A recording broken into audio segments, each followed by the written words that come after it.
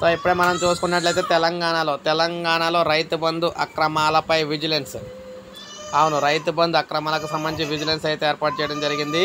Real వెంచర్లకు 26,000 కోట్లు ఇప్పటికే ధరణిలో సేద్యపు భూములు లాగే ఉన్నాయని చెప్పేసి అధికారులు గుర్తించారు. సీఎంకు నివేదిక కూడా పంపించారు. సమగ్ర విచారణకు ప్రభుత్వం ఆదేశించింది. రియాల్టీల నుంచి రికవరీలకి నోటీసులు కూడా వెళ్ళబోతున్నాయి.